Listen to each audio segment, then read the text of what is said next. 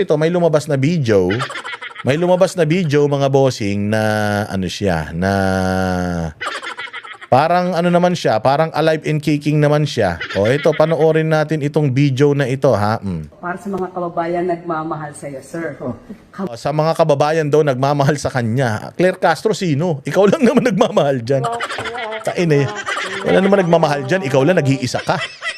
Pinagsasasabi mo nagmamahal. O ano daw ang mensahe? Kumusta po ang inyong kalusugan? Ganun pa rin. Yun na nga. Ganun pa rin. Kumusta yung kalusugan? Ganun pa rin. Anong ganun pa rin? Walang hiya naman to talagang taon na to. Bopols talaga eh. Sabi ko nga sa inyo, si Bongbong talaga to. Tanga eh. Kasi kung biglang tumalino yan, o biglang naging scientist yan, putya, hindi na siya yan. Pero kung paggaganyan, parang lutang, siya talaga yan. Legit. I'm struggling kasi ayoko tumaba ulit. Nawala na yung taba ko. Baka babalik. So that's what I'm taking care of. But I want to magpapasalamat naman ako sa mga nag-aalala sa akin. Huwag niyo pong masyadong siniseryoso. Alam mo naman ang social media, palabiro yan eh. At wala po. Tanong, updated ba to? Ano ang pruweba na updated to? Kasi nung nakaraan, may video na rin na ganito. Sir, kamusta na kayo? Yung aso nyo. Di ba may ganon? Yung aso nyo, anong pangalan ng aso nyo? Di ba may ganon? O, tingnan nyo nga kung parehas yung suot ni Claire Castro dyan. Ang dali naman eh. O, may hawak siyang dyaryo. O, sabihin na natin, sobrang busy niya. Hindi siya makagawa ng video para patunayan na buhay pa siya. O, hawak akong dyaryo, ganyan. Ito, yung dyaryo ngayon. So, updated ito. Okay lang ako, wag kayong mag-alala. Sobrang busy ko, putang ina ninyo. Galit na galit kayo sa akin, tapos hanap kayo ng hanap sa akin. Oo, gagawin kaya. Manahimik nga kayo dyan. Ang dami-daming problema ng bayang Pilipinas kung ano-anong pinag-iisip nyo. Matagal pa ako mamatay. Hindi pa ako mamamatay. Mas mahaba ang buhay ko kaysa kay Satanas dahil mas demonyo ko sa kanya. Ang dali-dali naman kasi nun, di ba? Kaysa, ganito, sabi ko nga sa inyo, in a matter of 1 minute or 30 seconds, kaya ninyong patunayan na buhay pa ito eh. O, maayos siya. Paano? Bumili ka ng dyaryo. Oh, hawakan niya. This is the news today. Tapos basahin niya. Headline, Manila Bulletin. Date, April 9, April 8. O, hindi ba? O, ganun lang yun eh. Kailangan mo pa bang tanungin, are you okay, sir? Are you alive and well? And are you painless? O, di ba? Madali lang naman yun. Ba't hindi ninyo kasi magawa? O, wala daw problema. Ano pa? Tayong problema. I'm back to... Walang problema? Wala tayong problema, ganon? Ang galing talaga nito, no? Walang problema. Sana all, walang problema. Oh, kasi sabi ko nga, kahit sino sigurong tao sa buong mundo may problema. Si Bill Gates, si Elon Musk, kahit nga yung pinakamakapangyarihang tao sa buong mundo namumroblema, pero siya wala sa problema. Pangina. Ang galing ni Bongbong talaga. Ano pa? My regular exercise. I've been back to my regular routine for the last 3 months na ito na patuloy lang yung aking ginagawa. Doing my usual watching. Ano ba't ganito ka magsalita kasi watching my usual? Hindi mo masagot ng diretso. O tingnan mo mga pinagsasasabi niya rito, paligoy-ligoy. And back to my regular exercise. I've been back to my regular routine for the last 3 months na ito na patuloy lang yung aking ginagawa. Doing my usual. Watching usual, doing my usual. Anong usual? Watching my health, making sure that I'm always ready to do the work. Para sa mga Ang labo, no? Oo, may sinabi pa siya dito eh. Tinanong siya eh, sir, ano ba yung mga bawal? Sabi, wala namang pinagbabawal. Wala namang pinagbabawal sa akin. Pero pinaiiwasan sa akin yung mga matatabang pagkain, yung mga ganitong pagkain. Sabi ko, bopol talaga ito. Mantakin mo. Sabi niya, wala daw pinagbabawal sa kanya, pero pinaiiwasan sa kanya. Eh, ano nakita ko to? Sabi ko, si BBM to legit. Oh, legit. Pero ang tanong, updated ba ito? Oh, walang kasiguruduhan. Wala namang, dyan sa video na yan, wala kang makikita na naglabas sila ng dyaryo para sabihin na ito yung date ngayon. Wala siyang kalendaryo na inilabas, tinuro niya, ito yung date ngayon. Wala mang ganun. Oo. So, ewan natin kung totoo ito. Oh, pero this is one of the one of mga proof of life na inilabas sa Malacanang. Kasi yan nagsasalita siya diyan. Nagsasalita siya diyan na na okay naman daw siya, hindi ba? Tingnan natin dito sa ano na to. Tingnan natin dito sa balita na ito. Wait lang ha. Wait lang. Dito sa diverticulitis. Ito, pakinggan natin itong itong video na ito. Pasok. Pinaliwanag ng Malacanang kung bakit namayat si Pangulong Bongbong Marcos sa programang Long Conversation ng One News. Sinabi ni Palace Press Officer Claire Castro na hindi palakain ng Pangulo mula nang madiagnose siyang may diverticulitis o yung impeksyon at pamabaga sa bahagi ng bituka. Okay, so hindi na daw siya palakain. Nung malaman na meron siyang diverticulitis, gano'n naman talaga. Pagka ikay nagkasakit, lalong-lalo na sa sikmura, minsan papasoft diet ka lang, minsan ka lang, steam lang. Marami ng bawal, tsaka may edad na to. Matanda na rin ito. So, hindi na rin namamalayo na magkasakit ito. 66 na to. Basta going 70 na din ito eh. So, ano na rin to. Marami na talagang ipinagbabawal dito. Ano pa sasabihin? Nag-iingat lang daw ang Pangulo para hindi bumalik ang kanyang sakit. Kumakalat ngayon sa social media mga post na nagtatanong kung nasaan ang Pangulo. May mga bali-balita rin na ospital umano si PBBM. Pero fake news yan ayon sa palasyo. Sasampahan daw na reklamo sa DOJ sa susunod na linggo ang mga nagpapakalat nito. Hindi, kung nagtatanong lang, di nyo dapat sampahan niya, nagtatanong. Sabi ko nga sa inyo, you actually do not have to file cases. Gagamit pa kayo ng resources ng pamahalaan para lang mag-imbestiga dito. It's simple. It is simple. Ang mga tao ang bumoto sa inyo, so you owe it to the people. You just show the people na is okay. Maglabas kayo ng medical bulletin, updated na medical bulletin. Tapos ang usapan. Kapag naglabas na kayo ng medical bulletin, tapos ang dami pa rin nagpapakalat ng mga balita, ayun, saka kayo magdemanda. Kaya lang wala pa kayong pruweba na pinakikita, tapos gusto niyo na magsampa ng demanda.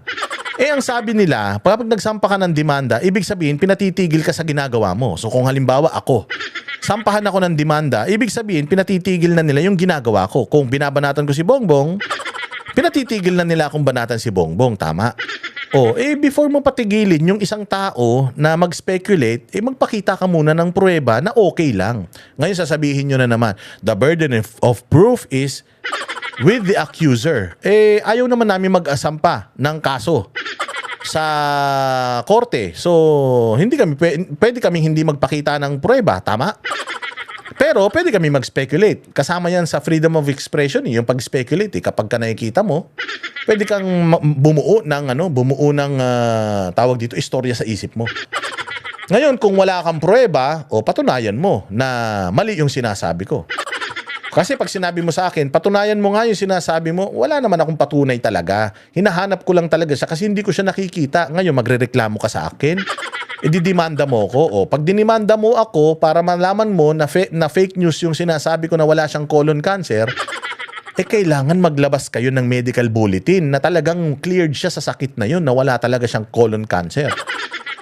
Kung ganun naman pala ang mangyayari pag sinampahan mo ko, bakit hindi mo na nang ilabas, wag mo na akong sampahan ng kaso.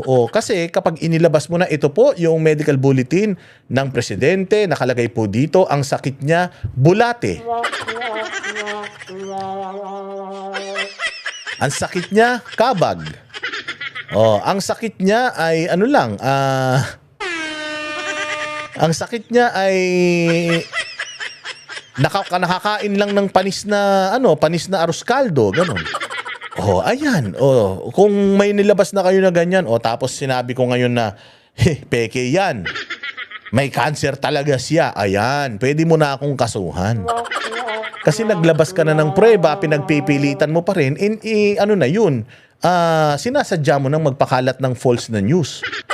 Doon pwede. Pero sa ngayon, di ba, wala pa kayong pinakikita. Puros, talk shit lang. Sinasabi lang ni Castro, okay siya. Sinasabi lang ni ganito, okay siya. Hindi kami basta-basta maniniwala, salita lang kailangan namin may pruweba. Kung may pruweba na, wala naman palang sakit di move on na tayo. Ganun. O naglabas kayo ng negative result ng drug test, wala naman pala, hindi naman pala addict eh. O di tapos ang usapan. Pero kung naglabas ka na ng drug test, sinasabi pa ni Jack Argota, addict ka. Ay putya, pwede mo na siyang ipakulong nun. May prueba ka na eh. 'Di ba? Ibig sabihin, sinasadya niya na talaga na manira. O mananalo na kayo nun. O, 'di ba? Tama? Yung talaga o sige, Maximum yung level ng kanyang pain. Ngayon, dahil sa sobrang Maximum daw yung level ng kanyang pain ngayon. Parang kanina, yung ini-interview mo, sabi niya okay lang siya. Ayan sinabi niya dito, maximum yung level ng kanyang pain ngayon. Ulitin natin. dahil sa sobrang naranasan niya, ayaw niya nang kumain ng sobra. Ayaw niya nang kumain ng, alam mo yun, maaari pang sumakit yung kanyang tiyan. So, yun yung sinabi niya. Maximum level ba? Gusto ko lang ipakita ulit kung totoo ba na maximum level Para sa mga kababayan nagmamahal sa iyo, sir. Parang hindi Kamusta naman. po ang kalusugan? Maayos man siya dyan. Ganun pa rin. Yun na nga, I'm struggling kasi ayoko tumaba ulit. Nawala na yung taba ko. Actually, yun ang sinasabi niya dito. Ayaw ko nang tumaba ulit. Nawala na yung tabako, ayaw ko nang tumaba. Pero dito sa interview ni Claire Castro, ang sinasabi niya, ayaw na niyang kumain kasi sasakit yung tiyan niya. Ano ba talaga totoo? Tangina kasi manloloko kayo pareho eh. Kung totoong ito yung proof of life niya, in-interview siya dito ni Claire Castro. Tinanong kung okay lang siya. Ang sabi niya, okay lang ako. Marami ng mga nawalang taba sa akin, ayaw ko nang kumain ng madami kasi ayaw kong bumalik yung taba ko. Ayaw mong bumalik yung taba mo. Tapos sa interview ni Claire Castro, matindi yung sakit na nararanasan mo kaya hindi ka na kumakain kasi ayaw mong sumakit yung tiyan mo. Sino nagsasabi sa inyong totoo? Baka babalik. So that's what I'm taking care of. But I want to... Yun daw yung inaalagaan niya eh. According dito ang inaalagaan niya, that's what I'm taking care of, that's what I'm watching sa health ko is yung hindi na ako tumaba. Bakit dito sa report ni Claire Castro, ang sinasabi niya rito, ulitin natin ang sinasabi niya, sige, pasok. Mapapanood ang buong panayam kay Yusek Castro sa sa susunod na linggo ang mga nagpapakalat nito. Maximum yung level ng kanyang pain. Ngayon, dahil sa sobrang naranasan niya, ayaw niya nang kumain ng sobra. Ayaw niya nang kumain ng, alam mo yun, maaari pang sumakit yung kanyang tiyan. Di ba? Sinasabi ni BBM sa kanilang proof of life, ayaw niyang kumain ng madami kasi ayaw niya nang tumaba. Dito sa interview, ayaw niya nang kumain, sabi daw sa kanya, kasi masakit yung tiyan niya pag kumakain siya madami. Hindi ko alam kung tanga si Claire o bobo si Claire. O all of the above. Hindi niya ba naintindihan yung sinabi ni Bongbong sa kanya? Kaya ganito yung interview niya. Diyos ko po, sabi ko nga sa inyo, galit na galit kayo sa mga Duterte supporters. Matatalino yung mga Duterte supporters. Lahat ng kabobohan nyo sa namin eh. Sapul talaga namin yan.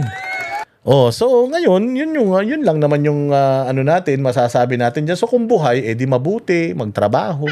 Daming problema ng ang daming problema ng bayang Pilipinas. Kaya tama lang naman na sana nga talaga buhay yan. Sana walang sakit yan para matapos niya in 2028. Kasi tarantang-taranta na talaga yung mga congressman eh. Na ma-impeach si BP Sara kasi baka anytime mategi ito. Pag nategi ito, patay. Patay. Biglang second coming ng Davao leadership. Nangyari. Ubos ang mga NPA, ubos ang mga komunista, ubos ang mga korap, ubos ang mga magnanakaw, ubos ang mga adik. Diyos mio. Kami ang boses ng masa, hindi natatakot. Katotohanan lang, di kami nalulunod. Walang bahid ng sismis, lahat ay totoo. Kahit sino ka pa, pag mali ka babanatan ka. Walang pinipiling kulay, wala kaming kinikilingan.